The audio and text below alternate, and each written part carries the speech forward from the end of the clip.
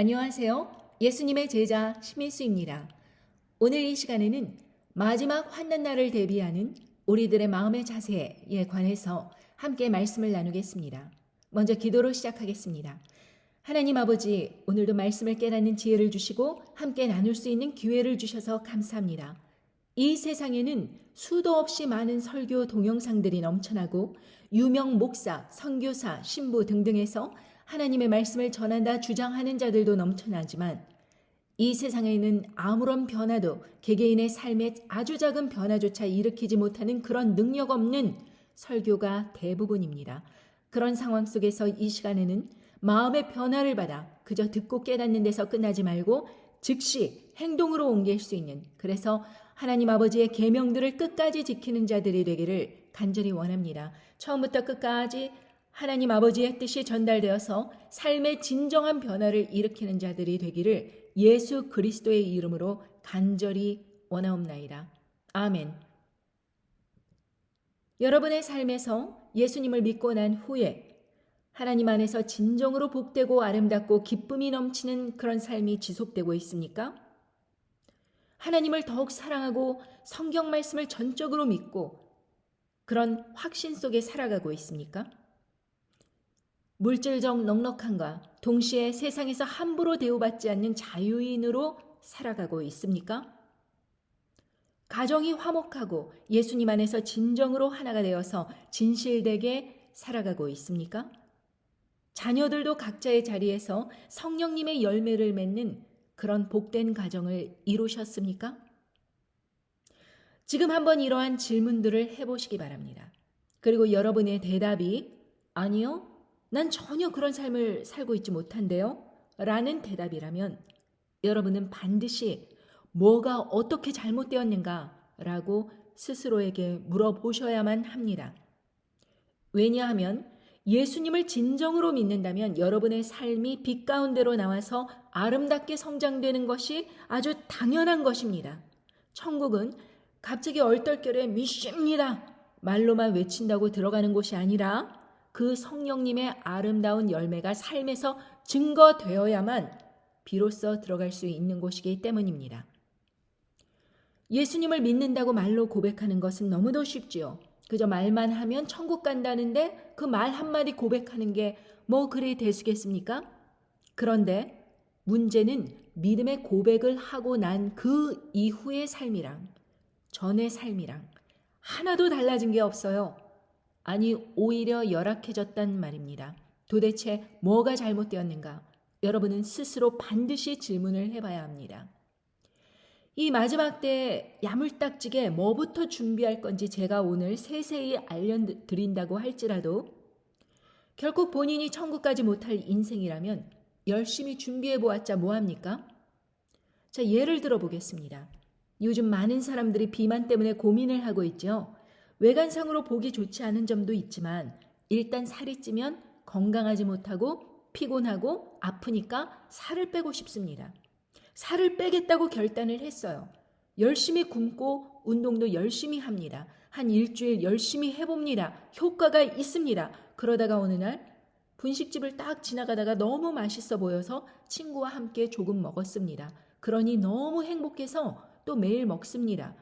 바로 요요 현상이 와서 예전보다 더 살이 찌는 겁니다. 그런 식으로 한동안 굶다가 입에 짝짝 달라붙는 라면, 떡볶이, 치킨, 짜장면, 튀김 이런 걸 또 먹었더니 순간 또 너무 행복해. 그래서 또 맛집을 찾아다니며 행복을 추구하다 보니 예전보다 더욱 살이 쪄서 낙담이 됩니다. 그래서 결심을 하고 다시 다이어트에 도전하죠. 그런데 이런 식으로 그런 요요 현상을 자꾸만 겪다 보니까 몸의 체질이 아예 살찌기 쉬운 그런 체질로 바뀌어 버립니다. 왜냐하면 몸은 굶다가 폭식하다가를 계속 반복하니까 이렇게 생각을 하는 겁니다. 야, 이거 전시 상황이구나. 최대한 모든 영양분을 체지방으로 전환하여서 에너지 소모를 최대한 아끼자. 이래가지고 물만 마셔서 살이 찌는 그런 체질이 되어버리는 겁니다. 세상의 모든 예쁘고 잘생긴 여자 남자들처럼 아름다워지고 싶어서 처절하게 노력하는데 하면 할수록 성과는 안 나고 오히려 배가 나오고 몸이 망가지고 얼굴은 못생겨지고 거울을 볼 때마다 자꾸 자포자기가 되는 거예요. 그러니 아예 에라 모르겠다. 그냥 먹고 싶은 대로 먹으면서 행복하게 살자. 이러면서 또 막 햄버거, 피자, 치킨, 족발, 비빔국수, 단팥빵과 케이크, 아이스크림이고 뭐고 야식까지 죄다 챙겨 먹습니다. 결국 고도 비만이 찾아오고 만성질환과 고혈압, 당뇨, 고지혈증, 관절염, 뇌졸중 이런 수도 없는 질병들 때문에 합병증이 일어나서 암까지 발병합니다. 이젠 절망적인 상태가 되어버리니까 아예 포기를 해버리고 인생의 비관론자가 되어 살아가는 분들을 가끔 주위에서 보실 것입니다. 이 원리와 마찬가지로 신앙생활도 똑같습니다. 사람이 예수님을 처음 믿으면 다들 행복해합니다. 처음에는 세상 모든 일이 믿음이면 다 될 것 같아서 힘이 생기고 건강한 일상을 힘차게 시작해 봅니다. 그러다가 여기저기 인기 있다는 설교자를 쫓아다니며 신앙생활을 합니다. 부흥에도 참가하지요. 상상의 나래를 펼치면서 와, 이거 정말 믿으니까 기쁘다. 나 예수님 믿고 이렇게 잘 살고 있다. 이러면서 뭐 간증하고 다니면서 해외 순방까지 돌아다니는 자신의 그 모습을 상상하면서 그렇게 살고 싶은 욕구마저 느낍니다. 그런 심리를 이용해서 이단 사이비 교주들까지 껴들어서 무슨 신앙 스타 이러면서 사람들의 허영심을 막 자극하죠. 결국 교회에 헌금하라는 이야기입니다. 그래야 물질적 축복을 받는다고 미혹을 하는 겁니다. 어느 한인 목사는 막 믿습니다 이러면서 기도를 덤비니까 무주택자에서 뉴욕인가 뉴저지에 400만 불짜리 집을 하나님께서 공짜로 주셨다. 이래가면서 극단적인 예를 들어서 신도들을 현혹합니다. 또 어떤 목사는 호주에서 아예 어마어마한 건물을 헐값에 매각하여 상당한 월 매출로 돈을 벌었다. 이런 이야기들도 들립니다. 이런 현실에서 거의 일어나지 않는 이야기들, 말하자면 귀에 짝짝 들러붙는 다단계식 가공식품 같은 말씀들을 어디서 잔뜩 주워 듣고는 자기도 모르게 영적인 비만 상태가 되는 겁니다. 들어도 즐겁고 행복해. 남들의 성공담이 나의 이야기 같아서 계속 듣는 겁니다. 그런 가공식품 같은 싸구려 설교들을 듣고 나면 소화도 안 될 뿐더러 영혼의 기름이 잔뜩 깁니다. 더 나아가서 허언증 환자처럼 자기가 부자가 될 거라는 둥, 성공한 사업가가 될 거라는 둥, 하버드 갈 거라는 둥 이상한 믿음으로 변질이 되어버립니다. 제가 고2일 때 처음 교회를 갔는데 거기서 어떤 고등학교 3학년짜리 언니를 만났습니다. 그 언니가 하는 말이 자신은 서울대 음대를 갈 거라고 막 확신을 하고 있었습니다. 그 언니 교회 반주 실력으로는 전문대에 들어가기도 정말 벅차 보이던데 자기가 서울대를 가겠다는 겁니다. 제가 깜짝 놀라서 언니 공부 되게 잘하나 봐요. 그랬더니 그 언니가 하는 말이 반에서 약간 하위권이야. 이러는 겁니다. 아니 그럼 어떻게 서울대 음대를 가요? 했더니 믿음으로 가지. 이러면서 대꾸하는 겁니다. 그냥 정신이 나간 상태입니다. 실력이 안 되면 열심히 노력할 일이지 왜 저런 사람들은 자신의 믿음을 욕보일 준비를 하는 것일까? 하고 저는 그 당시에 의문이 들었습니다. 이렇듯 비현실적인 헛소리들을 신나게 믿다가 결국 현실로 돌아와 보니 본인의 삶이 엉망진창으로 변해 있음을 깨닫습니다. 빚지고 싸우고 이혼하고 망하고 가난하고 나중에는 편히 둔놀 곳도 없는 처량한 신세가 되어 있습니다. 인생 한 방이다. 하나님의 복 주시면 완전히 인생 역전되어서 보상받으리. 이러면서 혈기로 버티고 있는데 이젠 합병증이 생기듯이 점점 인생이 꼬여버려서 사람들의 조롱과 비난까지 받게 됩니다. 그러자 금식을 선포합니다. 믿음이 잠시 회복된 것 같이 보여서 다행입니다. 그런데 또 가공식품 인스턴트 첨가물이 잔뜩 가미된 그런 거짓 설교를 또다시 주워 듣고는 회복될 것 같던 영혼에 다시 병이 들기 시작합니다. 싱싱한 채소와 야채, 고품격 단백질과 탄수화물과 비타민과 골고루 영양분이 들어있는 성경 말씀을 먹는 대신에 이런 싸구려 설교들의 입맛이 길들여서서 자신이 봉사하라고 하니까 열심히 하고 또 헌금을 내려니까 있는 힘껏 다 해보고 일단 따라 해보는데 그리고 나서 하나님께 청구서를 딱 내미니까 하나님으로부터 아무런 응답이 없는 거예요. 어느 날 곰곰이 생각해보니 그냥 차라리 예수님을 믿지 않는 저 세상 사람들이 행복해 보이고 부유해 보이고 게다가 자녀들까지 잘 큰 것 같습니다. 왜 저 사람들은 예수님을 안 믿는데 왜 저렇게 화목하고 행복해 보이나 이러면서 부럽기까지 합니다. 그래서 이유를 찾다가 고난에 관한 설교를 이제부터 중점적으로 듣습니다. 고난받는 것이 하나님의 뜻이다. 이러면서 상황을 해석해버리면서 자기가 잘 못 살고 싸우고 이혼하고 암 걸리고 쪽방촌 신세로 전락해버린 그런 상황을 모두 다 하나님께서 자신에게 허락하신 고난이다. 이러고 해석을 합니다. 또 그런 해석을 하는 목회자들을 열심히 쫓아다니기 시작합니다. 그 목회자들은 말하기를 자신은 참 착하게 열심히 살았는데 하나님께서 이유 없이 괴롭게 하시고 망하게 하고 건강을 빼앗고 하여서 자기가 자살을 택하려 했는데 자살이 실패하여서 그럭저럭 살다가 이제는 목회자의 길로 들어섰다. 이러면서 회개가 아닌 하나님의 고난으로 해석을 하고는 성경 말씀을 딱 들이대니까 사람들은 자신이 잘하고 있는데 하나님께서 고난을 일부러 훈련하려고 주셨다. 이런 식으로 똑같이 생각해버리는 것입니다. 그렇듯 그들은 이렇게 하나님의 은혜를 선포하는 대신에 하나님께서 사람들을 훈련하시기에 조급한 나머지 자녀들을 궁지로 몰아넣어 감당도 못할 시험을 허락하시는 강팍하신 분으로 묘사하기 시작합니다. 그러니까 그런 말을 듣다가 이제 화가 북박치니까 에이 모르겠다. 예수님 믿으면 뭐하냐? 이런 심정이 되어서 자포자기가 되어버리는 겁니다. 그러니 전도를 하고 싶다는 생각이 싹 사라지는 거예요. 제 말이 틀립니까? 여러분도 이런 비슷한 과정 다 겪으셨죠? 바로 만성적인 영적인 비만이 되어버려서 서서히 병상에서 죽어가는 중이라는 걸 스스로도 깨달으셔야 합니다. 회개하셔야 합니다. 만약 그런 상황에서 회개를 하지 않으면 어찌 되느냐? 그 마지막 남은 조금의 것이라도 뺏으려고 사꾼 거짓 목자들이 달려들어 지금 인생 힘들지? 힘들수록 교회에 헌금하고 봉사하면 인생을 모두 책임져 주신다. 이러면서 끝까지 천국 간다는 명목하에 영적인 마약을 더욱 먹이면서 헌금을 뜯어갑니다. 여러분 중에 누군가가 아마 이런 상황에 혹시 있다면 여러분은 말씀을 잘못 먹으신 겁니다.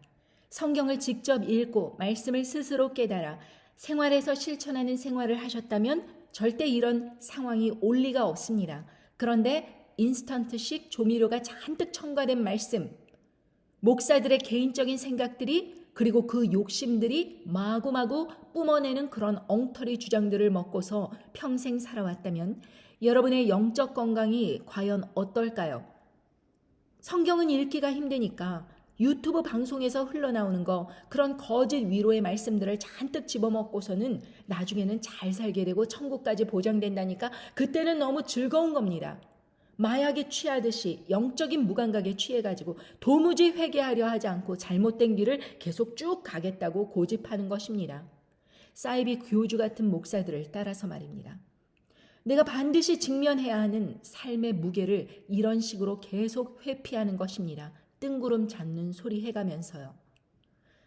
제가 저희 남편을 처음 만났을 때 그는 참으로 겸손한 사람이었습니다. 복음을 전하면은 눈물을 머금고 회개하던 사람이었습니다. 미국에서 의사, 검사인 청년들이 저에게 호감을 보였을 때 저는 하나님께 여쭈면서 이 사람이 제 배우자입니까? 하고 여쭈면 아니라는 음성을 들었습니다. 그런데 그에 대해서 여쭈었을 때는 그는 내가 사랑하는 자이니 너도 사랑해 주어라 하는 음성을 들었고 저는 그 음성이 정말 의심이 되어서 또 물어보았고 3번이나 똑같은 음성을 들은 것입니다. 그래서 저와 나이는 동갑이지만 2년 후배였던 남편과 교제를 시작하면서 이 사람이 왜 하나님으로부터 사랑을 받는가 관찰을 하고 또 교제를 하다가 결혼까지 하게 되었습니다. 그러던 그가 교회에 11조를 내면서 교회 봉사에 열심을 내기 시작했습니다. 저는 아주 바람직한 결과라고 생각했지요. 그런데 그가 교회에서 이런저런 감투를 받고 무슨 선교회 회장도 되고 하더니만 그는 점점 바리새인이 되어버리는 겁니다. 사랑은 찾아볼 수 없고 자신을 전도했던 아내인 저와 어린아이들을 향해서 엄격한 율법의 잣대를 들이대기 시작했습니다.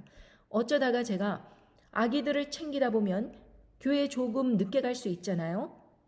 아기들을 챙기고 유모차 챙기고 음식도 바리바리 챙겨서 교인들 먹을거리 준비하고 차를 시동 걸고 이거 했다 또 잊어버리면 집안에 들어갔다 이러다가 10분 정도 늦게 남편에게 도착했습니다. 그럼 남편은 언성을 높이고 저를 욕하고 교회까지 차를 함부로 몰아서 준비한 음식이 차 안에서 뒤집어지는 경우도 생겼습니다. 그러고 나서 목사들은 그를 칭찬하죠. 그리고 저에게는 순종하라고 가르치는 것입니다. 그런데 오히려 저는 이런 생각을 했습니다. 아니 멀쩡한 사람을 전도해가지고 교회를 데려왔더니만 세상 교회가 그를 정신 이상자로 만드는 건 아닌가 이런 생각을 하면서 그 사람의 변화 과정을 목격했습니다. 어느 일요일 오후 2시에 열린 예배 가려고 이제 준비하고 있었습니다. 남편이 아이들을 수영장에 데려갔다가 오는 길에 3살짜리 큰 딸이 층계에서 넘어져갖고 턱이 찢어졌습니다. 깜짝 놀란 저는 병원 응급실에 데려가야 한다고 하고 남편은 교회를 가야 한다고 나서는 겁니다. 1살짜리 작은 딸을 차에 태우더니 자기는 혼자서라도 교회 가겠다 이러면서 집을 나서는데 제가 너무 어이가 없었습니다. 그렇게 가만히 있는 저에게 남편은 소리를 지르며 교회를 빠지면 지옥을 갈 거라는 목사의 말을 못 들었냐 이러면서 언성을 높이고 있었습니다. 그런 와중에도 저는 피가 멈추지 않는 딸아이의 턱을 바라보면서 울고만 있었습니다. 결국 남편은 저와 다친 딸을 집에 방치하고 자기는 교회를 간다고 차를 몰고 나가버렸습니다. 그런데 가만히 보니 아이의 피부가 찢어진 사이로 하얀 것이 보였는데 그것이 치아라는 것을 깨닫고 저는 가슴이 뛰기 시작했습니다. 남편에게 전화를 걸어 무조건 내가 다 잘못했으니 돌아와서 응급실에 데려가 달라고 애원을 하자 남편이 결국 차를 돌려서 집에 와서는 우리는 모두 응급실로 갔습니다. 몇 시간이 흐른 뒤라서 아이의 상처가 이미 벌어졌기 때문에 의사가 피부 사이로 집게를 집어넣어서 응고된 피를 닦아내느라 3살짜리 아이가 얼마나 아팠겠습니까? 결국 봉합수술을 다 마치고 정신을 차리고 보니 저는 우리 가정에 영적으로 아주 심각하다는 것을 깨달을 수 있었습니다. 그리고 이 모든 것이 거짓되고 가증한 영들을 걸러내지 않고 마구마구 뿌려대고 있는 교회, 세상 교회의 저 거짓 목사들의 말 때문이라는 것을 확신할 수 있었습니다. 그 당시 저희는 여러 그 부흥회를 쫓아다녔고 믿음이 뜨겁다고 생각하던 그런 차였는데 그렇게 정신없이 웃고 거기에서 찬양하고 뭐 이러고 있으면서 우리는 영적으로 성장되고 있다고 생각했는데 바로 바리새인 같은 남을 그렇게 정죄하면서 모든 집안 식구들이 싸움의 도가니가 되는 그런 상황으로 번지게 된 것입니다. 그런 악한 상황에서도 이것은 잘못되었다 말을 내지 못하게 여자들은 집안에서 순종하라고 그렇게 가르치는 것입니다. 한 번은 어떤 여자 목사가 저 남미에서 아주 사역을 성공적으로 한다는 사람을 초청해서 교회에서 말씀을 전하는데 남편이 학대를 하더라도 이혼을 하면 안 된다. 이런 식으로 이제 여자들을 가르치는 것입니다. 그러더니 자기 교회 성도 중에 하나가 남편이 부인을 심하게 구타하여서 막 자기에게 울면서 찾아왔는데 자기가 그것은 뱀의 속임수다. 당신이 하나님의 그리스도의 군사로서 용감하게 그것을 막아내고 이혼하면 안 된다. 이러더니 여자가 이제 자기의 그 말에 감명을 받고 자기가 코미디 프로를 빌려다가 싹 웃어버리고 싹 다 잊어버리겠다고 이러면서 하하 웃으면서 갔다는 것입니다. 그러고 나서 교회 파킹장에서 남편이 부인이 차를 세게 문을 닫았다는 이유로 교회 파킹장에서 부인을 심하게 구타했는데 그 구타를 당한 부인이 또 여자 목사 사무실에 들어와서 더 이상은 참을 수 없다 그러면서 그렇게 울음을 터뜨리길래 자기가 정말 다시 그렇게 하면 안 된다. 다시 남편에게 순종해야 된다. 이러면서 돌려보냈다는 것입니다. 그러다가 그 남편이 여자 성도와 그렇게 바람이 났는데 그것을 보고 극도로 분노하여서 자기를 찾아와서 더 이상 못 참겠다, 이혼하겠다 하면서 그 여자가 신앙에서 후퇴되는 결정을 했다면서 비웃고 있었습니다. 여러분, 이런 이야기를 마구껏 뿌려대는 그런 여자 목사들, 남자 목사들 막 남편에게 이렇게 함부로 했더니 그 집안이 이렇게 돼갖고 여자가 이렇게 망했대더라. 이런 식으로 도저히 자기의 자리에서 박차고 나올 수 없도록 그 모든 그 악함과 학대와 이런 불합리함 이런 것들을 절대로 말을 내지 않고 참아라, 인내해라 이런 식으로 가르치면서 교회 봉사 열심히 하고 헌금 내면 하나님께서 나중에 다 그런 상황들을 복으로 바꿔주신다. 이런 식으로 쇠뇌를 하니까 교인들의 삶이 변화가 없는 거예요. 한때는 저도 평신도로서 그 목사들의 말을 그저 여과 없이 들었고 아무 생각 안 하고 그냥 따르다 보니 제 인생 자체가 엉망진창이 되어버린 것을 뒤늦게야 깨달았습니다. 그리고 나서 저는 그렇게 소시오패스, 사이코패스 그리고 나르시스트 같은 사람들이 제 삶에 들러붙어서 그렇게 괴롭혀대는 대로 말 한마디 내지 못하고 실어증에 걸려갖고 이 머릿속이 정돈이 안 되는 것입니다. 왜 나에게 이런 일이 일어나는가? 나는 이 상황에서 무엇을 해야 되는가? 그런데 목사들의 말을 들어보니 비판하지 말아라. 아무 소리 내지 말아라. 그런 상황 참아라. 너 여기에서 지면 너 사단에게 지는 것이다. 이런 식으로 이야기를 듣다 보니 이 모든 것이 정상이라고 여러분들은 생각이 드십니까? 결국 저희 남편은 자신이 열심히 세상 교회에 봉사하고 헌금했지만 스스로 직장을 잃게 되면서 경제적으로 어려움을 겪게 되었고 더 이상 헌금하면 물질적 축복을 준다는 그들의 공식을 더 이상 믿지 않게 되었습니다. 그리고 아내인 제가 가정 경제를 책임지게 되니 더 이상 11조를 안 하더군요. 그리고 세상 교회에서 목사들에게 인정받으려고 애쓰던 그 모든 몸부림들을 서서히 그는 중지하기 시작했습니다. 그러자 그는 아주 조금씩 정상으로 돌아오기 시작했습니다. 많은 여성분들이 제 채널을 청취하다 보니 자신들의 고민을 털어놓는 경우가 많습니다. 유튜브 방송으로 어떤 그 목사들의 말을 듣고는 이거다 싶어서 자신이 몇천 불씩 헌금을 했다는 것입니다. 그런 여성들 대부분 무슨 일용직이나 무직 혹은 집도 없으신 처지에 정말 가난한 분들입니다. 이혼하고 싸우고 상처도 아주 개인적으로 많습니다. 그런데 자신의 경제적 상황은 전혀 좋아지지 않고 더 열악해지다 보니 자신이 이렇게 인생에서 왜 힘든 것이냐, 자기가 이렇게 헌신을 했는데도 왜 이런 삶이 지속되는 것이냐, 신앙생활을 하면 할수록 믿음이 흔들린다 이러면서 제게 물을 때가 참 많습니다.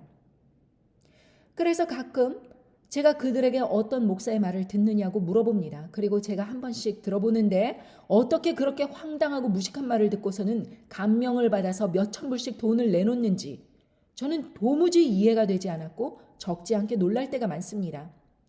그 중에 기억이 나는 한 여자 목사는 목사인지 뭔지 모르겠습니다. 그런데 아무튼 이 사람은 이렇게 말을 하는 것입니다. 아이고 오늘도 이렇게 헌금을 많이 해주셔가지고 자 이제 이 헌금 받고 힘이 나니 한번 예언을 시작해 보겠습니다. 저는 시작하자마자 꺼버렸습니다. 무슨 유흥업 종사자 같은 말투와 행동 거지가 처음부터 상당히 거슬렸는데 처음부터 인사 내용도 이따위입니다. 여기서 무슨 예언이 나옵니까? 아니 하나님의 거룩한 예언이 무슨 이런 사람에게서 나오겠습니까? 아니 그런 사람들의 말이 믿겨지세요? 여러분 잘 생각해 보십시오.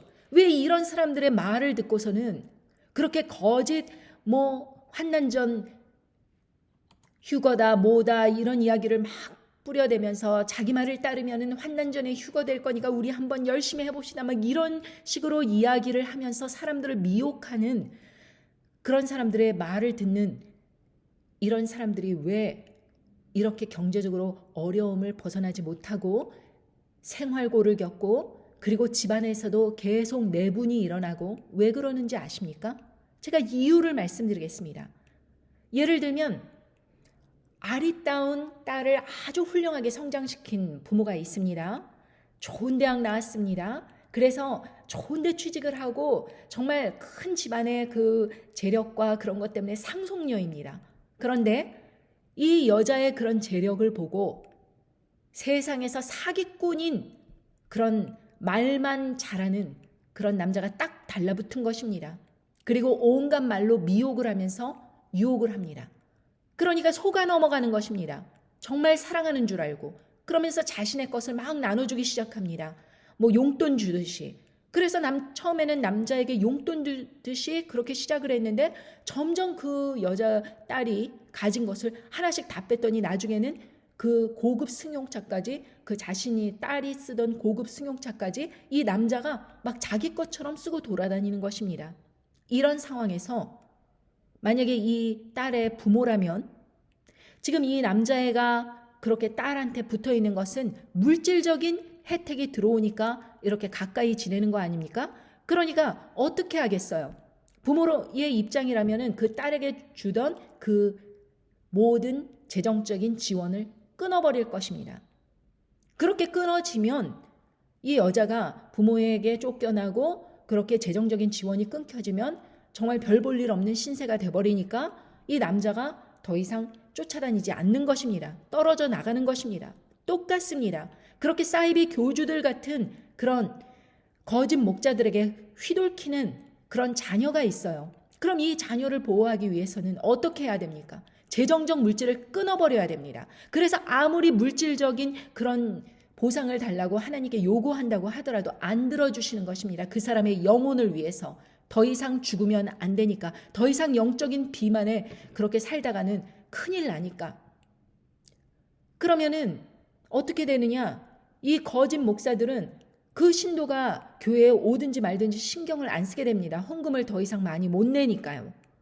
그러면은 봉사도 점점 줄어들고 이 사람이 떠나가더라도 붙잡지 않습니다. 그러나 이 사람이 계속해서 부모로부터 재정적 지원을 받는 그런 딸처럼 그렇게 부유하고 고관직이고 그러면은 교회를 떠나지 못하도록 어떻게 하겠습니까? 세상 거짓 목사들은 딱 그 사람을 붙잡고 모든 지원을 하듯이 모든 영적인 축복의 기도를 해주고 이러면서 계속 붙어 있는 것입니다. 비율을 맞추고 있는 것입니다. 그러면은 자신이 삶이 점점 공공해지더라도 떠날 수가 없는 것입니다.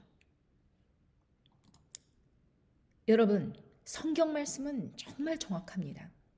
하나님께서는요, 계산이 얼마나 섬세한 분이신가 그걸 제가 깨달을 때마다 저는 놀랄 때가 너무도 많습니다. 아무리 사소한 것도 회개하고 지나가게 하십니다. 제가 어느 날 장을 보러 이제 다 보고 계산을 하려고 장바구니를 계산대에 밀어 넣습니다. 그런데 아주 작은 옷가지가 바닥에 널브러져 있었는데 다른 큰 것들에 깔려서 보이지 않았습니다. 그걸 바라보면서 혹시 저거 계산 안 되면 어떡하지? 하면서 잠시 고민을 했었는데 아니나 다를까 계산하는 그 여직원이 그 작은 옷가지를 보지 못하고 그냥 지나쳐버린 겁니다. 그때 아주 잠시 잠깐 지네들 실수인데 뭐 요런 발칙한 생각이 살짝 스쳐 지나갔습니다. 그때 저의 그 가증한 모습을 발견하자마자 제가 스스로 깜짝 놀라 하나님 제발 점원이 제대로 계산할 수 있도록 도와주세요. 저 얼떨결에 도둑질하기 싫습니다. 이런 기도를 하게 되었습니다. 순간 그 점원의 눈이 갑자기 예리하게 반짝 빛나더니 I missed one thing. 한 개 놓쳤다. 이러면서 다시 계산을 하는 겁니다. 요한계시록 4장 18절에 내가 너를 권하노니 내게서 불로 연단한 금을 사서 부요하게 하고 흰옷을 사서 입어 벌거벗은 수치를 보이지 않게 하고 안약을 사서 눈에 발라 보이게 하라. 이렇게 말씀하셨습니다. 여기서 공짜는 하나도 없습니다. 금을 사고 흰옷을 사고 안약을 사라. 그렇게 말씀하셨습니다. 그냥 사라고 한 번만 말씀하신 게 아니라 3번씩이나 따로따로 사라는 것을 강조하셨습니다. 하나님께서 우리에게 은혜를 그냥 공짜로 주셔서 금 주시고 흰옷 주시고 안약 주시면 될 터인데 왜 가난하고 능력 없는 우리들에게 직접 사가라고 말씀하시는가? 여러분, 복음은요, 세상 거짓 목자들이 말하듯이 공짜가 아닙니다. 이 세상에도 공짜가 없는데 그 존귀한 천국의 상을 얻는 것이 어떻게 공짜이겠습니까? 다만 가격이 없기 때문에 내가 가진 걸 다 걸어야 겨우 살 수 있다는 뜻입니다. 그런데 이 모든 것들을 누구로부터 사야 하는가? 바로 예수님으로부터 직접 사라고 말씀하십니다. 내가 너를 권하노니 내게서 불로 연단한 금을 사서 부요하게 하고 흰옷을 사서 입어 벌거벗은 수치를 보이지 않게 하고 안약을 사서 눈에 발라 보이게 하라. 내게서 사라는 것입니다. 예수님으로부터 직접 사라고 하시는 것입니다. 그냥 내 돈을 교회에다가 세상 교회에다가 이렇게 헌금한다시고 막 뿌려대면서 그렇게 갖다 바치라는 말씀이 아니라 오히려 예수님으로부터 직접 사가야 한다고 말씀하십니다. 이런 것을 세상 교회가 팔 수 있습니까? 없습니다. 세상 교회에는 이러한 고귀한 것을 살 수 없습니다. 세상 교회는 그저 여러분들의 그 헌신과 봉사와 헌금과 이런 것들로 운영에 관심이 있을 뿐입니다. 즉 무슨 말씀이냐? 그냥 하나님의 말씀에다가 내 인생을 송두리째 걸어야 한다는 것입니다. 내가 가진 재물을 써서 직접 사람들에게 전도를 하고 열심히 번 돈으로 앞으로 환난 날이 닥칠 때를 준비하고 스스로 피난처를 준비하라는 말씀입니다. 예수님께서도 왕권을 공짜로 얻으셨는 줄 아십니까? 요한계시록 5장 9절에서 보면 새 노래를 노래하여 가로되 책을 가지시고 그 인봉을 떼시기에 합당하시도다. 일찍 죽임을 당하사 각 족속과 방언과 백성과 나라 가운데서 사람들을 피로 사서 하나님께 드리시고 저희로 우리 하나님 앞에서 나라와 제사장을 삼으셨으니 저희가 땅에서 왕노릇 하리로다 하더라. 이렇게 말씀하셨습니다. 여기서 사람들을 예수 그리스도의 고귀한 그 피로 직접 사서 하나님께 드렸다고 그렇게 말씀하십니다. 우리의 구원은 공짜가 아니라 예수님의 피값이 치러진 것입니다. 그런데 이 귀한 예수님의 피로 우리가 산 바 되었습니다. 그래서 우리 인생도 다 하나님께 드려야 한다. 이러고 제대로 가르쳤어야만 했습니다. 당연히 순교할 각오로 살아야 마땅하다. 이러고 가르쳐야 비로소 성도들이 영적인 비만이 안 되고 제대로 살 수 있었습니다. 그런데 거짓 목사들은 오히려 세상에다 코박고 살라고 하면서 그렇게 열심히 돈을 벌어서 교회에다가 헌금을 했더니 400만 불짜리 집 주시고 더 큰 빌딩 주시고 거짓 목사들 우상 숭배했더니만 축복받아서 자식들 서울대 갔다더라. 이런 싸구려 공짜 복음을 마구마구 생산해내는 통에 다들 영적인 비만에 걸려가지고 행위 구원 아니다 이러면서 평생 구원론을 주장하면서 그렇게 내가 잘하고 있다고 그렇게 망각 상태에서 헛소리들을 하고 있습니다. 결론은 뭔지 아십니까? 그러다가 죽어요. 그러다가 구원은커녕 그 거짓 목사들부터 제일 먼저 더 큰 심판을 받게 될 것입니다. 예수님을 믿으려고 찾아온 사람들을 미혹으로 이끌었으니 그 심판이 얼마나 크겠습니까? 저는 어떤 목사가 돈 때문에 타락하는 과정을 목격하였습니다. 그리고 처음에는 아내와 자녀와 식구들만 모여서 단촐하게 유튜브 방송으로 그렇게 목회를 시작하면서 구독자도 한 5-6명 정도뿐이 안 됐습니다. 그러더니 차츰 신도들이 생겨나기 시작했습니다. 그리고 해외 구독자들도 생겨나면서 신도들이 생겨나기 시작했죠. 그는 처음에는 성령님의 역사를 말하는 것 같더니만 점점 더 말씀이 변질되기 시작했습니다. 1년도 채 안 돼서 이런 말까지 하는 것입니다. 해외에서 들어오는 돈은요, 국내에서 들어오는 수준과 다릅니다. 단위수가 틀려요. 단위수가 몇만 원, 몇십만 원 수준이 아니라 한 번에 몇백, 몇천으로 들어와요. 공이 하나 둘씩 더 붙어요. 이러면서 헌금 이야기를 하기 시작했습니다. 그는 그 다음서부터 계속해서 어떻게 하나님으로부터 물질적 축복을 받느냐, 하나님으로부터 축복받는 요령, 이런 것만 5가지 방법, 뭐 이런 식으로 계속해서 축복 하더니만 이제 그와 공짜 헌금 맛에 들려서 사람들이 듣기 싫어하는 심판, 그런 것은 절대 이야기 안 하고 축복만 이야기를 합니다. 저는 예전에 사람들에게 공짜로 여러 번 베풀어 봤습니다. 그랬더니 그 사람들이 저를 고마워하는 줄 아십니까? 사실 호구라고 뒤에서 비웃으면서 더 큰 걸 바랍니다. 한 예로 어린 시절부터 친했던 그 지인 언니 가족을 미국에 초청하여서 나름대로 저는 성대하게 대접했습니다. 벤츠 2대를 이리저리 끌고 다니면서 워싱턴 DC 구경 쫙 시켜주고 만불을 들여서 가전제품 뽀대나게 바꾸어서 고급 요리 상다리 부러지게 차렸습니다. 온갖 맛집을 데려다니면서 그 집 식구들과 또 다른 분들을 여기저기 모시고 다니느라 그때 돈도 참 많이 썼습니다. 남편은 아예 한 달간이나 휴가를 얻어서 함께 그러고 다녔는데 그러다가 어느 날 아침 제가 아침에 목이 말라 아래층으로 내려갔는데 거실에서 대화 소리가 납니다. 난 내 목에 칼이 들어와도 세일즈는 못하겠더라. 걔는 쪽팔리게 세일즈 하면서 밥 벌어먹고 사는 주제에 돈 좀 벌었다고 어디서 유세야? 하였더니 상대방이 야 그러게 말이다. 어렸을 때는 심성이 착하더니만 세일즈 하고 나니 강팍해져가지고 잘난 척을 해. 둘이서 제 흉을 보고 있는 것입니다.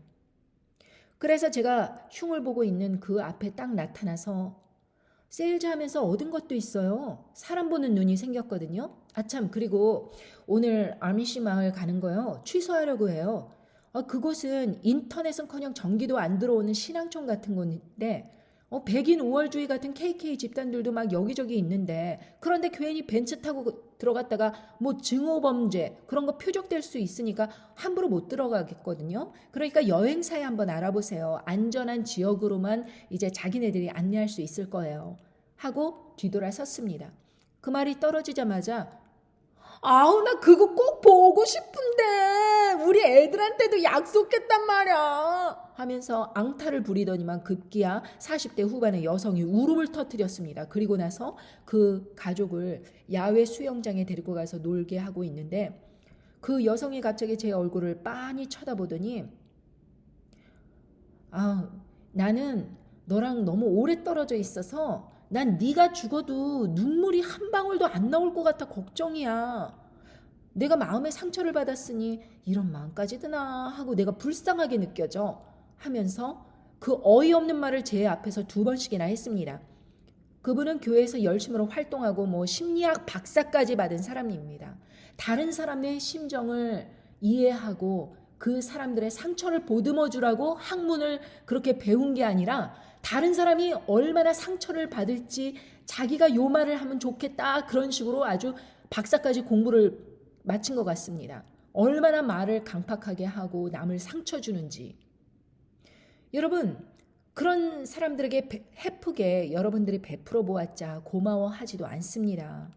그렇게 고학력의 그 사람이 이 정도라면 여러분 일반 사람들은 어떻겠습니까? 오히려 뒤에서 욕합니다. 뭐 하나 잘해주다가 나중에 좀 덜 해주면 서운했다고 그렇게 투정을 합니다. 여러분 남들에게 베풀어서 그 사람의 인생이 잘 된다면 우리는 저 아프리카 대륙에 그같이 많은 돈을 베풀어서 그렇게 거기에다가 많은 복음과 뭐 식수를 대주고 음식을 대주고 학교를 지어주고 그렇게 했으면 거긴 벌써 복음화 됐었어야 됩니다. 그런데 대부분이 이슬람입니다. 아프리카 대륙은 대부분이 이슬람인데 왜 크리스천들은 그렇게 퍼주고 해프게 그렇게 했는데도 왜 전혀 복음이 들어가지 못하는 그런 실정으로 이슬람이 메인인 그런 대륙이 됐는가? 바로 여러분이 복음을 전하는 것이 전도를 하는 것이 먼저 순위가 그렇게 1순위가 되어야지 사람들에게 베풀어 주는데 그렇게 나의 착함을 보고 저 사람들이 어느 날인가 예수님을 믿는 사람들은 정말 착한 사람들이다 그러면서 따라와 주길 기대해봤자 한 번 베풀어 주면 두 번, 세 번 베푸는 것을 당연하게 여기고 언젠가 돈이 다 탈진하여서 베풀어 주지 못할 때가 되면 등 돌리고 가버립니다. 그것이 사람의 본성입니다. 그러니까 그 아프리카 대륙에는 물건과 그리고 음식과 여러 그 모든 물질을 지원해 줄 게 아니라 복음화를 하는 게 먼저 순위였었습니다.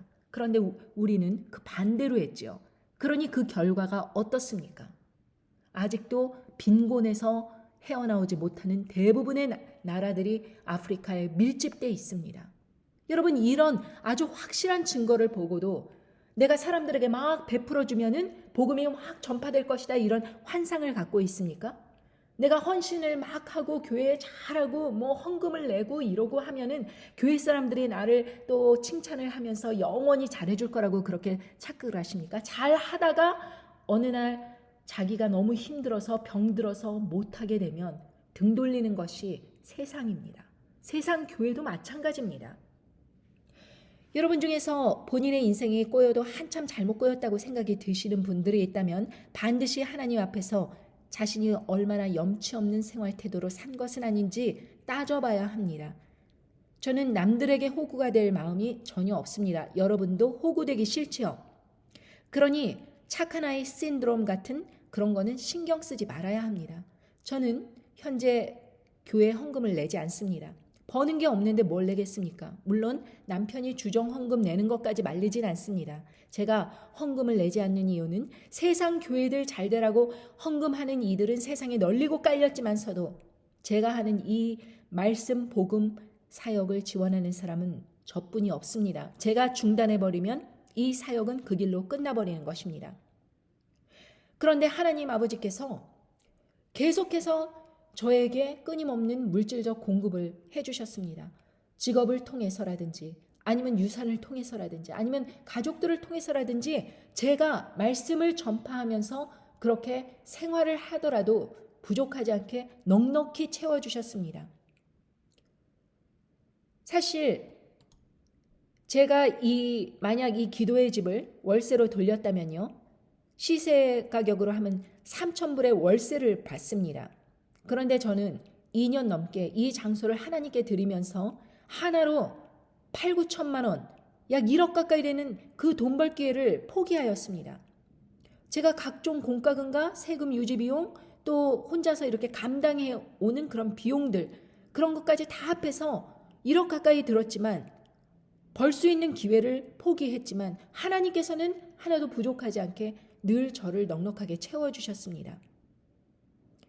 그렇지만 저는 제가 이 기도의 집을 운영한다는 명목으로 그 어느 누구에게라도 모르는 사람한테 단 1불의 헌금도 받지 않았습니다.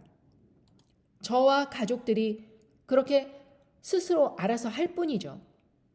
물론 지금까지 몇 년 동안 회원비로 600불을 벌었습니다. 그러나 그 100불씩 하는 회원비를 6명한테서 받은 게 전부인데 그 100불을 받고 제가 정가 50불 하는 제 책을 아마존에서 직접 구매하여서 국제 우편으로 34불을 지불하고 난 후에 또 2시간 넘게 신앙 상담을 하고 나니 내가 이 짓을 왜 하고 있나? 그 100불 받은 부담감 때문에 그 이상의 대가를 제가 지불하고 있는 것입니다. 그래서 너무 번거롭고 시간이 많이 소요되고 하니 중단해버리고 말았습니다. 그런 상황이었는데도 그 100불조차도 왜 받느냐고 항의하는 사람조차 생기더군요. 책은 공짜로 달라 하고요. 참 세상은 그런 겁니다. 그러고 나서 계속 무료 회원으로 그렇게 하고 있습니다. 어떤 사람은 이 기도의 집을 무슨 자신들의 휴가용 하우스로 생각하고는 뭐 이런 식이죠. 네 말 들어줄 테니까 우리가 공짜로 그곳에서 살아보자. 뭐 이런 심보로 연락해오는 사람도 종종 있는 것 같습니다. 또 더군다나 한국에 그렇게 핵전쟁 날 거라고 제가 예언을 했더니 그 말을 듣고 미국 오려는데 숙식 제공해달라. 뭐 이런 식으로 들이대는 사람도 있습니다. 한 번은 이런 전화까지 받았습니다.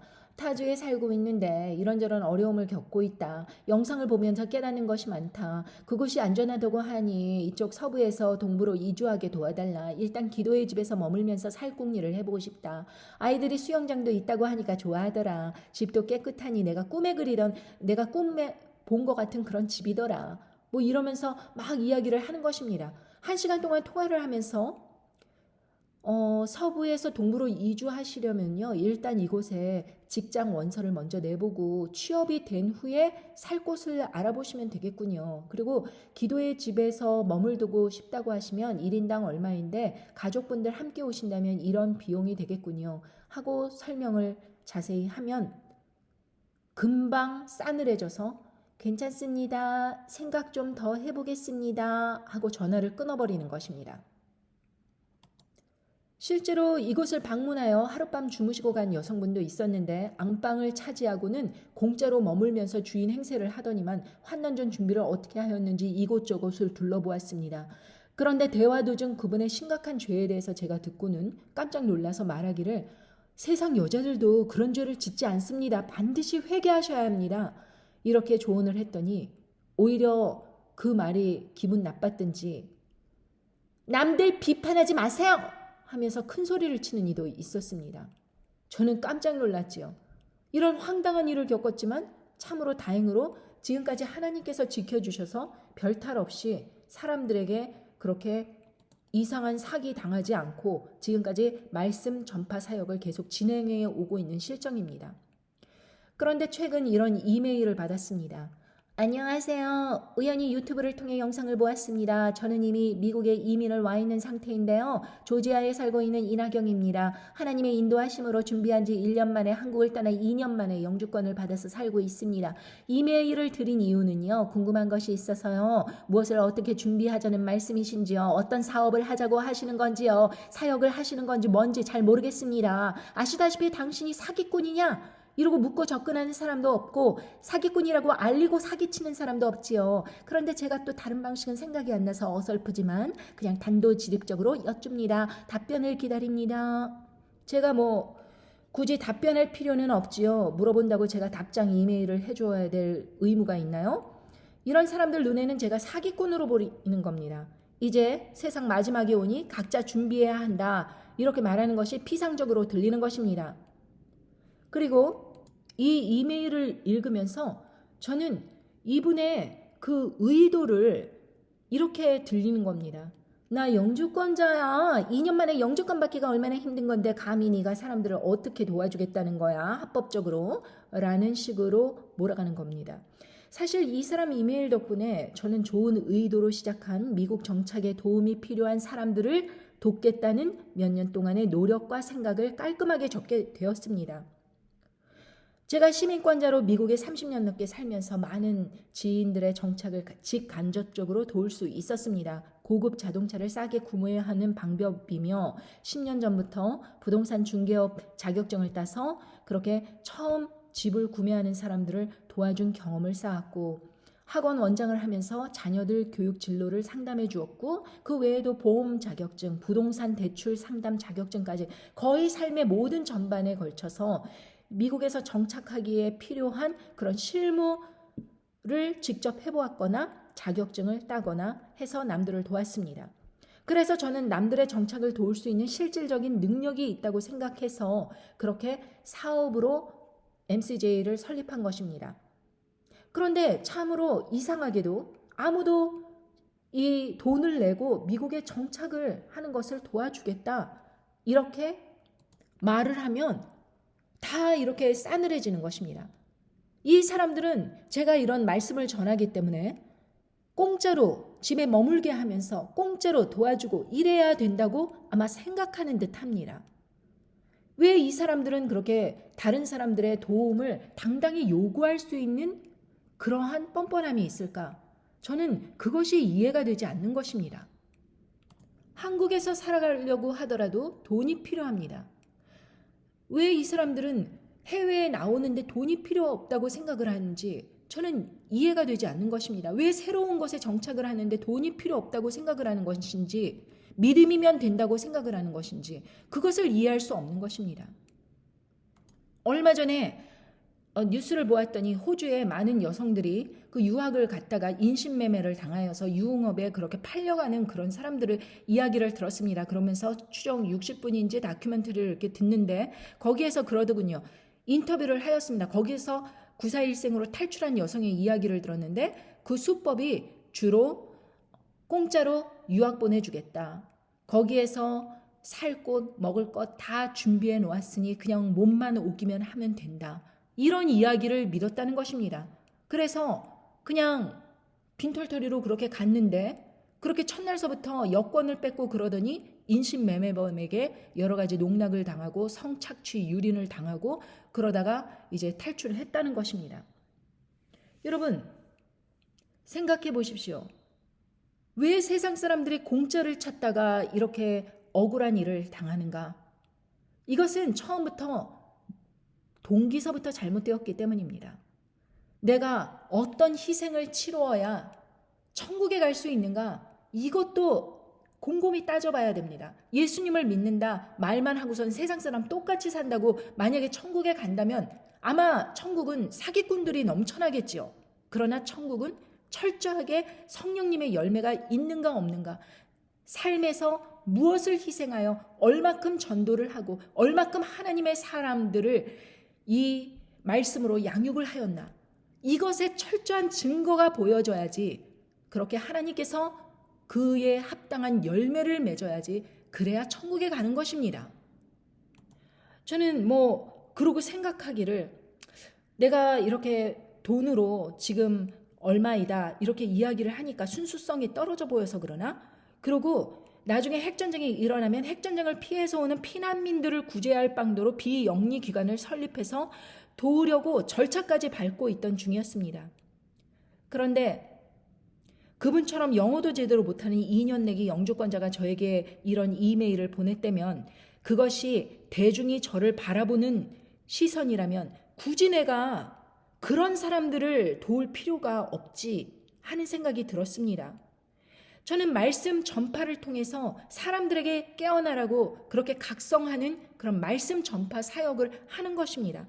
그럼 여기에서 끝나야 하는데 제가 굳이 그런 사람들을 도와야 된다고 제가 이런저런 일을 벌릴까 봐 결국 사단의 조롱을 통해서 제가 앞으로 감당치 못할 일들을 자원하려고 하는 것들을 하나님께서 막아주셨다라는 결론에 이르렀고, 저는 하나님께 오히려 감사하고 찬양했습니다. 그러니까 마음이 편안해져요. 사람들이 부담을 주는 그것에서 제가 해방된 느낌이 들었습니다. 그래서 앞으로 미국에 오려는 분들은 한국 여행사를 통해서 직접 문의하시기를 추천드리고, 저는 제 나름대로 이 마지막 때를 준비하는 것에 박차를 가할 예정입니다. 그런 일을 겪고 나면서 내가 직접 누군가를 순수한 마음으로 도와줘야 된다는 것에는 한계가 있구나라는 결론에 도달했습니다. 아울러 지금부터 말씀 전파 사역에만 집중하기로 하였습니다. 저는 최근에 학원 체인점을 운영하는 사장부부가 비행기를 타고 와서 저에게 학원 하나를 맡아서 사장을 해볼 생각이 없느냐 이렇게 제의를 해왔습니다. 저는 그게 기회일까 아니면 사단의 미끼일까 이렇게 고민을 하면서 기도를 드렸습니다.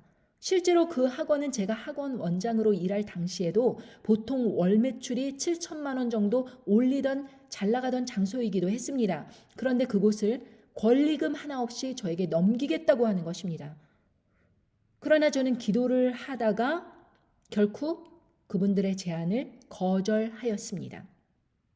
이제 엄청난 환난 상황이 코앞으로 다가왔는데 제가 큰돈 벌겠다고 사업을 시작하고 할 때가 아니라는 생각이 들었기 때문입니다. 그러니 여러분, 제가 어떤 사람인지 대충 짐작가시죠? 저는 사기꾼이 되기는커녕 오히려 사기꾼인 사람들과 엮일까봐 상당히 조심스러운 사람입니다. 그런 저에게 말도 안 되는 논리로 설득하면서 도와달라고 엉겨붙을 심산이라면 그분들에게는 No, thank you 하겠습니다. 아무튼 지금까지 무료 회원을 등록하신 분들을 위해서 제가 말씀드립니다. 일단 제가 연락처를 정돈해 놓았습니다. 실질적으로 핵전쟁이 일어나서 서로 같은 지역에 사시는 분들끼리 연락을 원할 경우 그때를 대비해서 회원들을 모았습니다. 미국에 사는 제가 어떻게 경기도 사는 분을 도울 수는 없지 않습니까?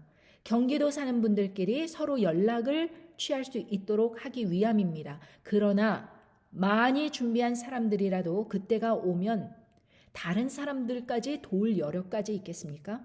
오히려 준비를 하나도 안 해놓은 사람들이 누군가의 도움을 받겠다고 그때 가서 이리저리 요청할 확률이 높기 때문에 비상연락망도 그때 가서 각자의 참여 의사를 먼저 살피고 난 후에 도움을 드릴 예정입니다.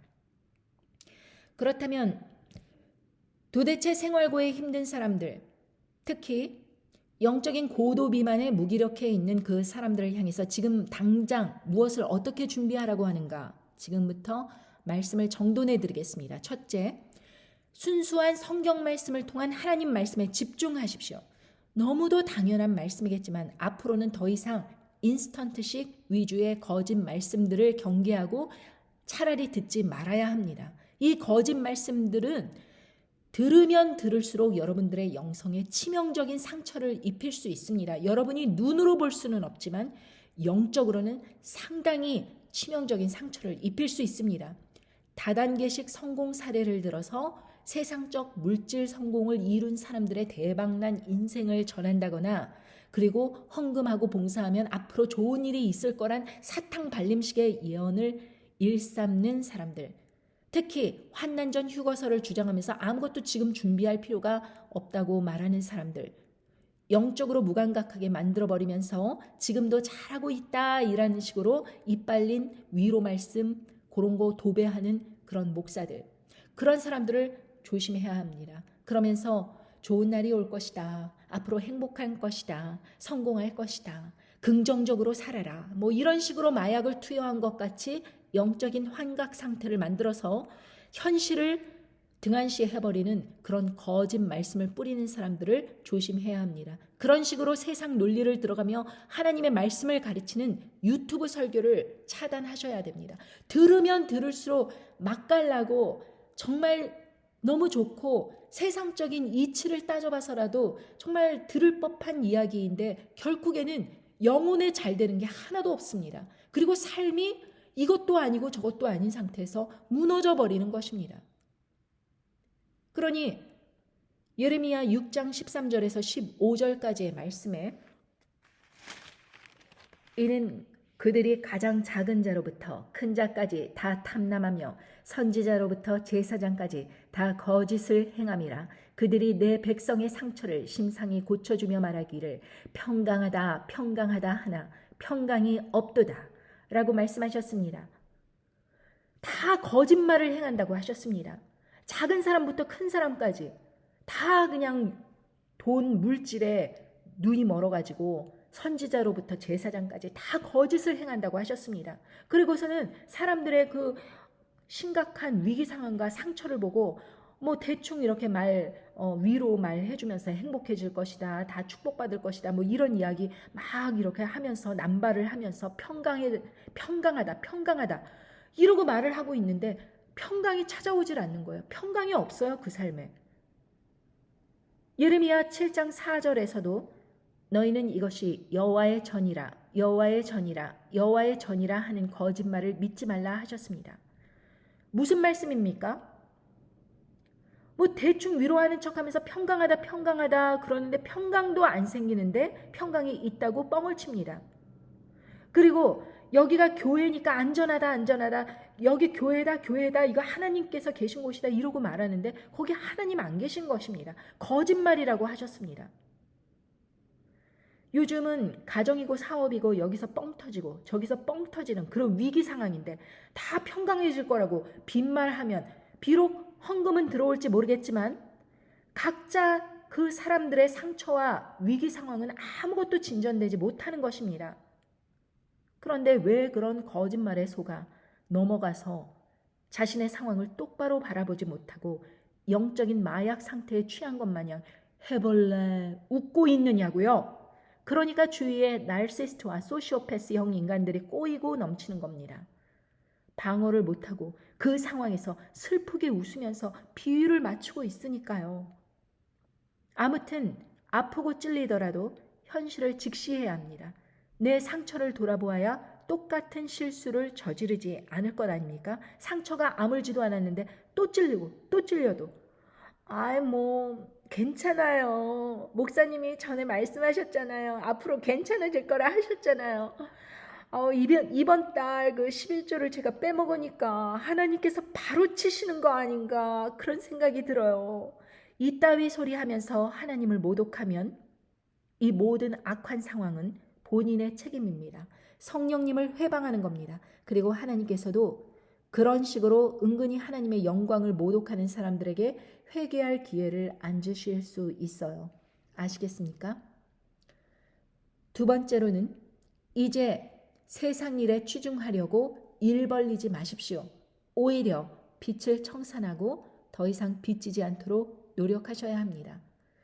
누가복음 12장 59절에 네게 이르노니 홀이라도 남김이 없이 갚지 아니하여서는 결단코 거기서 나오지 못하리라 하시니라. 이렇게 말씀하셨습니다. 농사짓기 위해서 가장 작은 도구인 홀이 그거라도 다 갚아야지 빠져나올 수 있다. 이 말씀입니다. 세상 살면서 빚을 져보지 않은 사람이 어디 있겠습니까마는 그래도 빚지지 말아라. 이 말씀입니다. 제가 처음이자 마지막으로 돈을 꾸려고 사람들을 찾아다닌 이야기를 해드리겠습니다.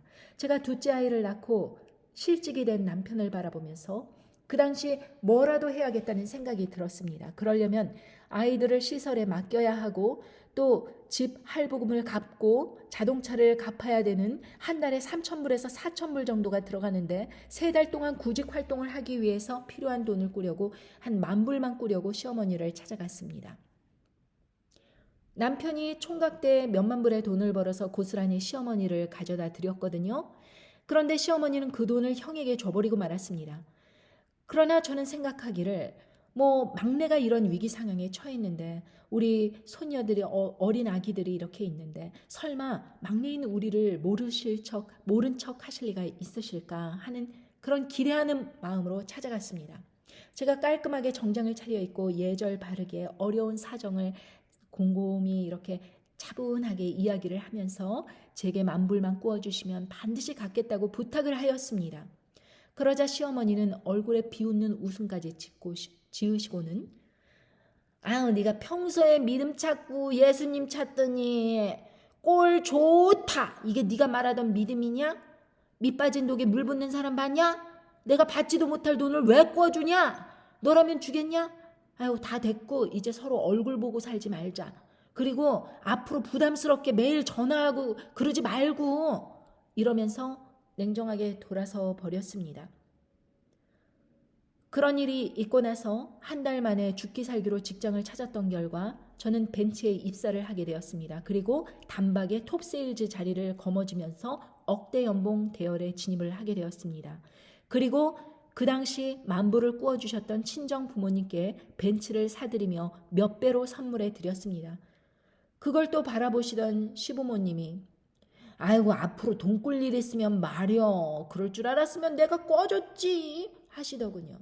그런데 저는 속으로 그분들이 원망스럽다거나 그런 것이 아니라 오히려 고맙더라고요.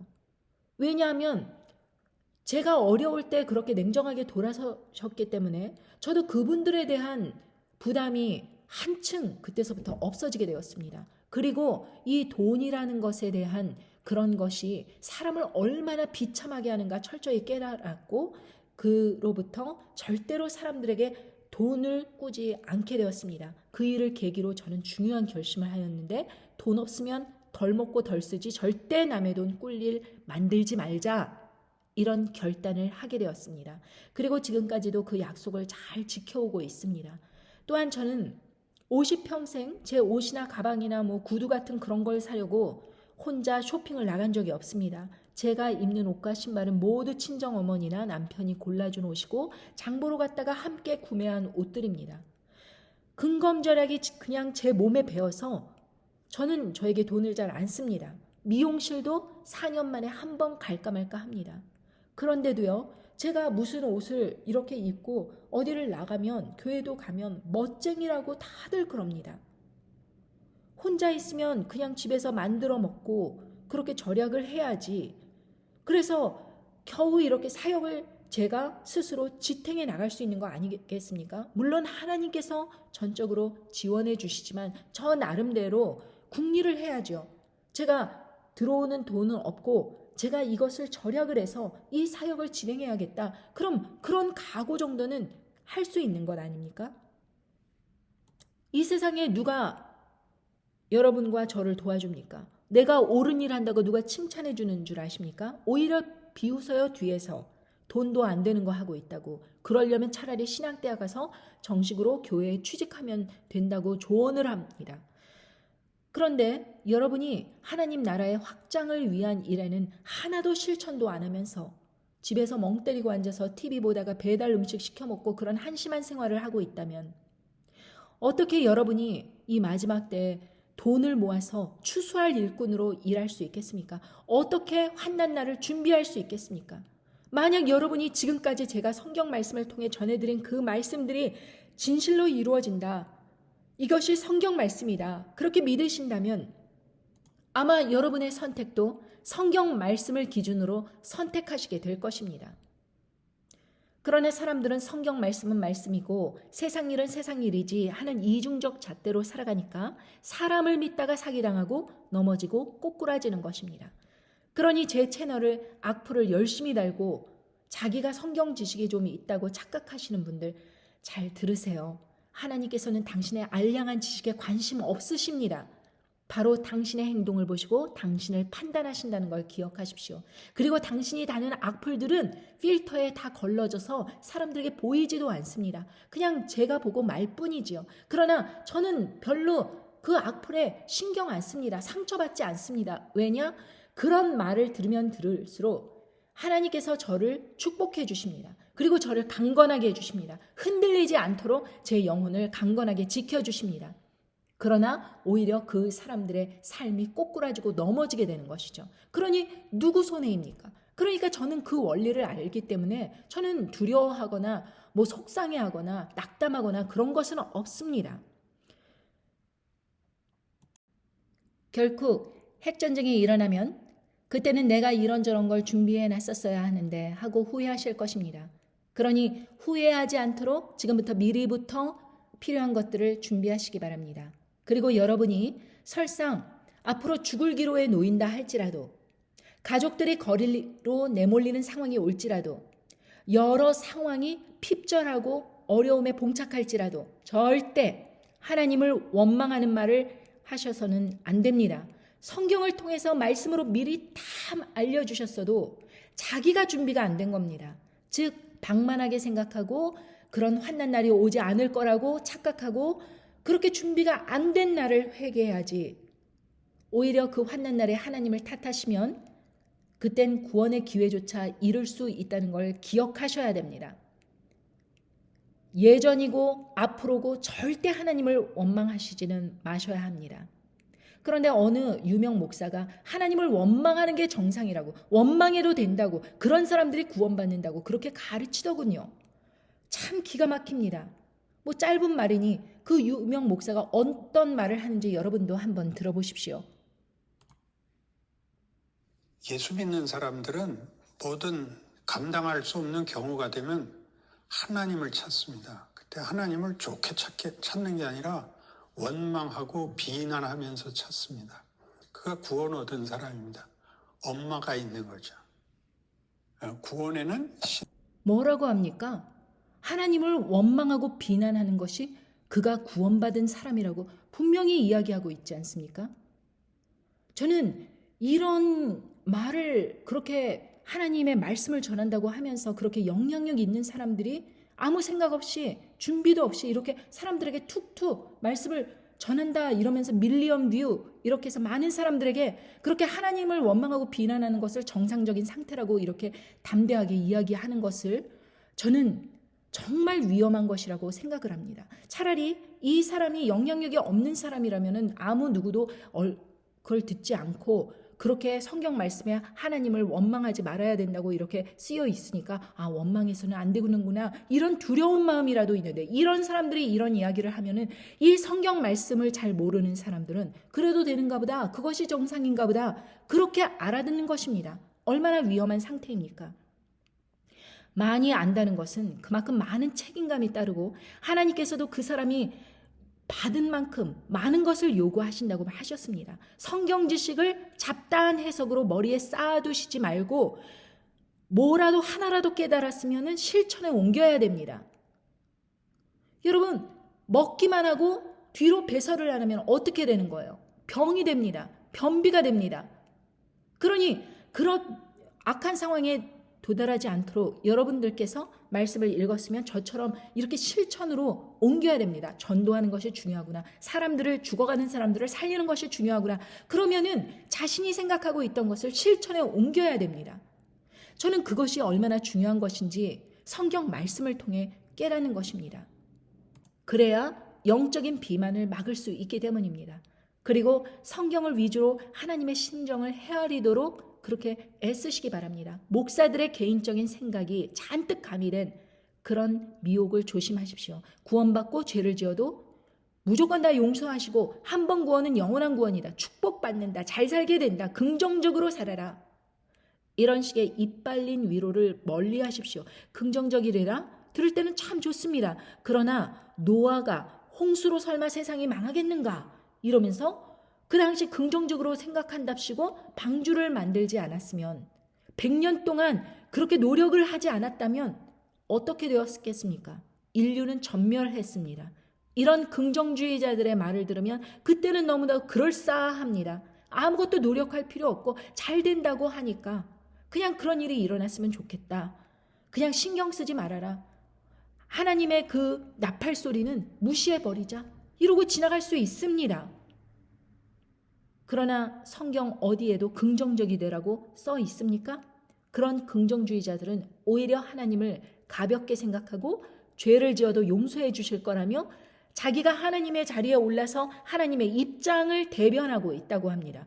그리고 그들은 하나님의 파수꾼들이 이제 앞으로 심판이 곧 다가온다라는 말씀을 전할 때마다 그걸 무시하라고 가르칩니다. 강대상에 서서 하나님의 말씀을 가르치는 것이 아니라 사단이 듣고 싶어하는 소리를 가르치고 있는 것입니다.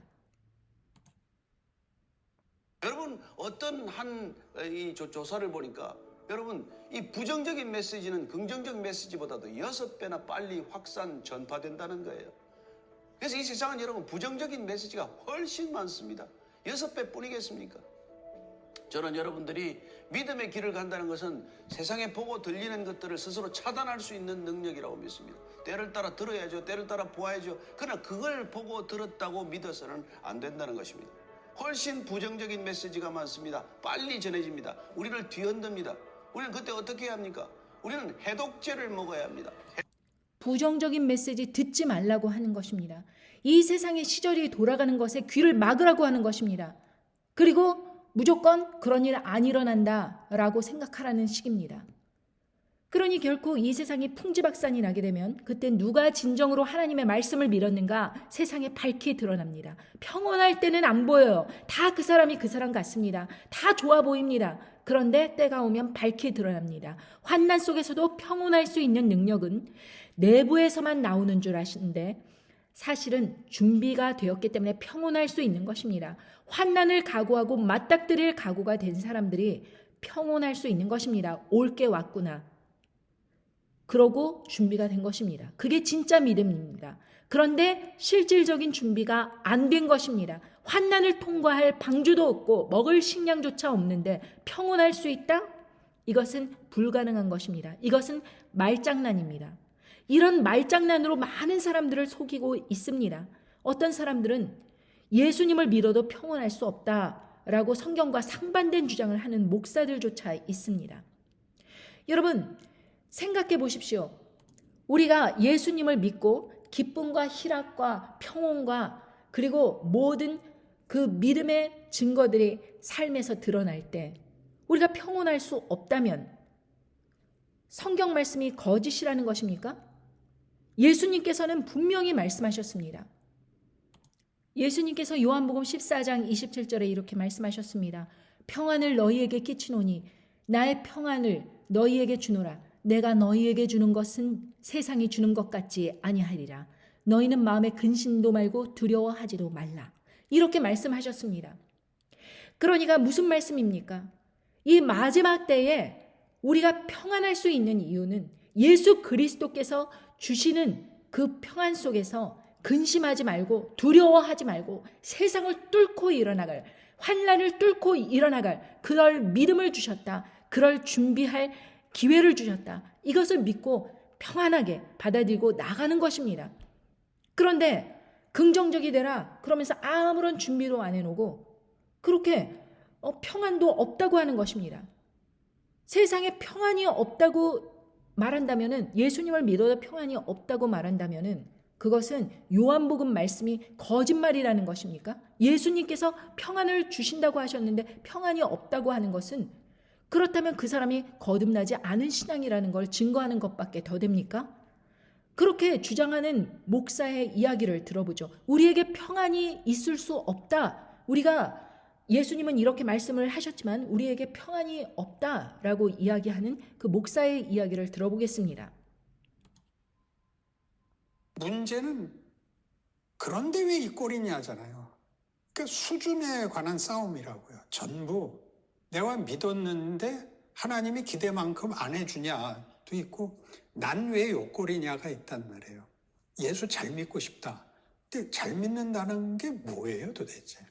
그게 우리 부흥 시대에는 전도 많이 하는 거였어요. 그리고 봉사 많이 하는 거고, 그리고 마음이 평안한 거죠. 예수 믿으면 마음이 평안하지 않아요. 그건 생각 없는 사람들만 평안해요. 생각을 하면 인간이란 하나님이 그렇게 지었어요. 더 높이, 더 깊이, 더 큰 만족을 지향해요. 생명이 사망을 거부하듯이 인간이 살아있는 이상 그의 영혼이 살아나면 더 높은 곳을 향하게 되어 있지, 이 정도면 됐어 해서 중단하지 않는다고요. 이분은 분명히 말합니다. 어떻게 평안이 있을 수 있느냐? 평온할 수 없다. 그건 이상한 소리다. 이렇게 노골적으로 이야기를 합니다. 그런데 여러분, 성경 말씀을 100% 옳다고 믿는다면 사실 우리들의 삶이 정말 성경 말씀대로 되어야 되는데, 이 사람이 이런 이야기를 하는 이유는 자기의 마음속에 평온이 없어요. 평온이 없고 잠도 제대로 못 잡니다. 더 높은 거, 더 많은 욕심이 있는데 채워지지 않는데 어떻게 평온할 수 있느냐, 이렇게 반문을 하는 거 아닙니까? 그러니까 이런 사람들의 이런 잘 나가고 영향력 있고 이런 엄청나게 조용조용 말하면서 많은 기독교계의 그 존경을 받고 있는 이런 대단한 사람들조차 이렇게 비성경적인 이야기들을 마구마구 생산해내는데도 사람들은 그냥 그거를 필터 없이 그대로 듣는다는 것입니다. 그리고 인생이 이상하게 되는 거예요. 하나님을 그러니까 원망하고 비방하고 자기 마음에도 평안이 없고 악순환이 계속되는 겁니다.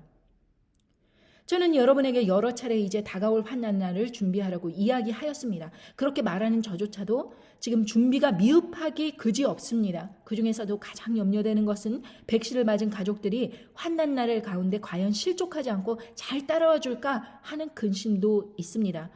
이미 저는 경험해 보았습니다. 사람이 성경 말씀으로 아무리 많은 가르침을 받았어도 결국 내 것으로 소화하지 못하면 그렇게 영적인 비만에 사로잡히고 미혹에 넘어지고 결국에는 행동조차 따르지 못하고 다 걸려 넘어진다라는 것을 저는 깨달은 것입니다.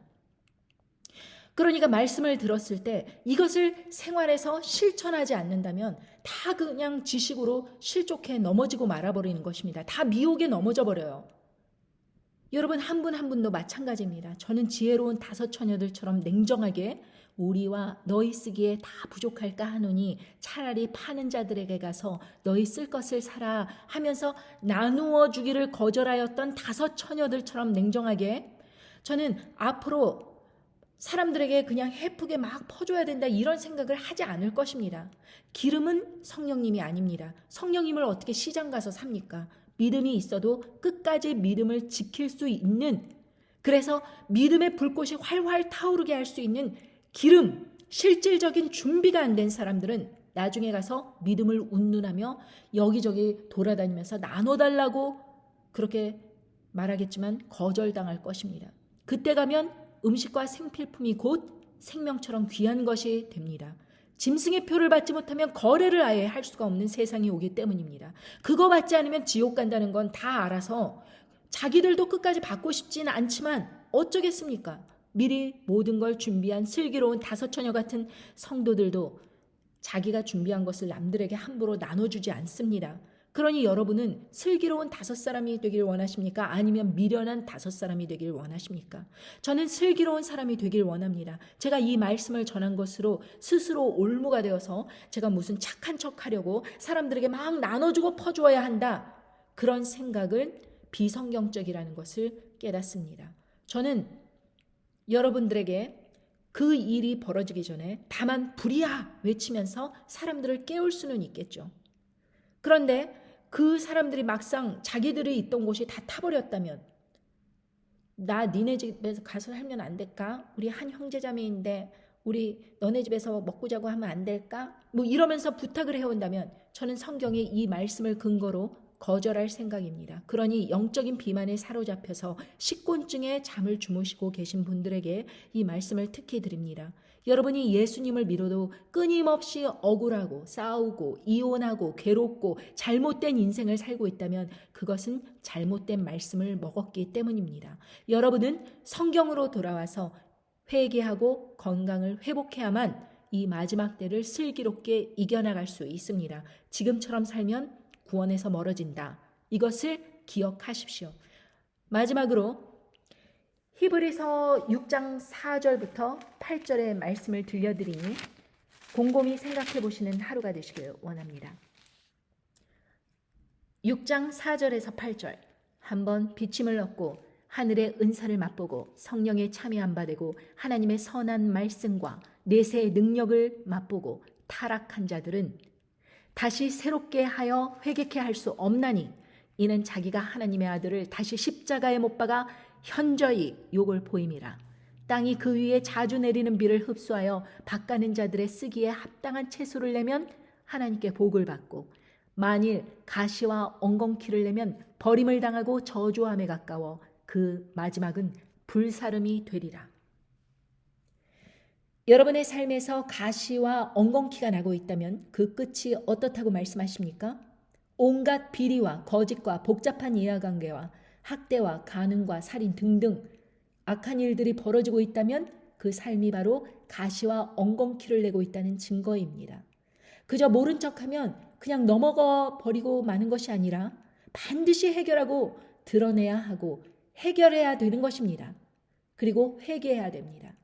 그 끝은 버림당하고 저주함에 가까워 마지막은 불사름을 당한다고 나와 있습니다.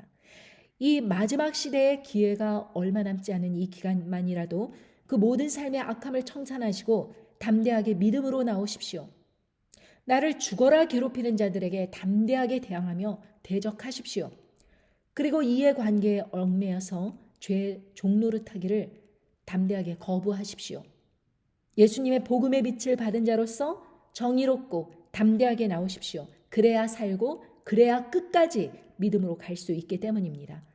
오늘 끝까지 말씀을 들어주신 여러분께 감사드리며 우리 모두 승리하는 하루가 되시기를 간절히 기도합니다. 감사합니다. 안녕히 계세요.